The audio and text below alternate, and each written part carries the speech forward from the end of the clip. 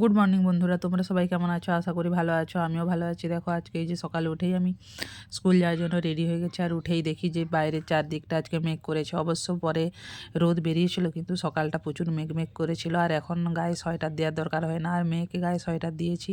তারপরে দেখো আমি স্কুল থেকে এই যে ফেরার পথে এটা তোমাদেরকে দেখাচ্ছি, আমি একটা ডাবের দোকানে এসেছি। এটা আমাদের বাড়ির সামনে একটা ডাবের দোকান।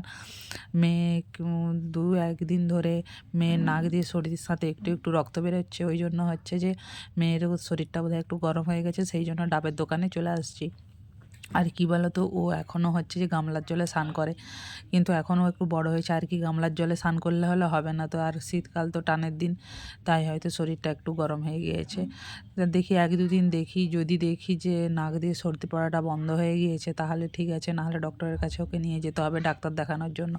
তারপরে আমি তো বাড়ি চলে এসেছি। বাড়ি আসার পরে এই যে ঘর ঝাঁট দিয়ে দিলাম, পুরো ঘরটা আগে ঝাঁট দিয়ে দিয়েছি। তারপরে এই যে এই দিকটা আমি ভালো করে মুছে নিচ্ছি। আর কি বলো তো, রান্নাঘরের দিকটা ভালো করে যদি না মোছা হয় না প্রতিদিন, ওই যে রান্না টান্না করা হয় না, যত তেল টেল উড়ে সেইগুলো পুরো মেঝেতে পড়ে, আর মানে চিটচিট করে। তারপরে দেখো এই যে আমি ডাল বসিয়ে দিচ্ছি। আজকে আমাদের ডাল, গিমা আলুর তরকারি, টমেটোর চাটনি আর ডিমের অমলেট, এইগুলোই আমাদের রান্না হয়েছে, ঠিক আছে। তারপরে দেখো আমি বাড়ি ফেরার পথে যে ডিম আর টমেটো নিয়ে এসেছি। আর এই পাশে তো আমি ভাত বসিয়ে দিচ্ছি। ভাত অলরেডি ভাতে ফুট ধরে গেছে। আর এই যে গিমা শাক, আর বলো না বন্ধুরা, আমার বাঁচতে আজকে আধ ঘন্টা 45 মিনিট টাইম লেগেছে, অতগুলো শাক। তারপরে এইটা হচ্ছে আমাদের গাছের বেগুন। এই বেগুন গাছটা তো আমি তোমাদেরকে আগেও দেখিয়েছি। ওই বেগুন দিয়ে ফোড়ন দিয়ে গিমা শাকের তরকারিটা করব। আর এই যে তখন থেকে বসে বসে এই গিমা শাকটা আমার বাছা হলো। তারপরে দেখো এই যে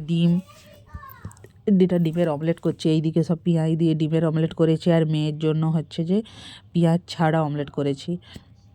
অমলেটটা করার পরে ওই কড়াতেই তেল, পাঁচফোড়ন, শুকনো লঙ্কা, পেঁয়াজ দিয়ে আগে বেগুনটা ভালো করে ভেজে নেব, তারপরে শাকটা দেবো। তারপরে আর একটা কড়া বসিয়ে দিয়েছি, আর একটা কড়াতে টমেটোর চাটনিটা করে নিচ্ছি। টমেটোর চাটনি কী বলো তো, টক টক চাটনিটা ভালো লাগে না, যদি একটু মিষ্টি মিষ্টি চাটনিটা হয়, আবার তো ওতে যদি আমসত্ত্ব, তারপরে খেজুর, কাজু কিশমিশ দেওয়া হয় আরও ভালো হয়। তারপরে এই পাশে দেখো আমার রান্না হয়ে গেছে, সেটা তোমাদেরকে দেখাচ্ছি।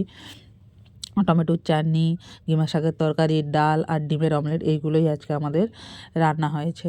এই রান্না টান্না করার পরে আমার হাজব্যান্ড ফোন করেছিল, যে অনলাইন থেকে গ্রোসারি আইটেম যে বা ডেলিভারি দিতে এসছে।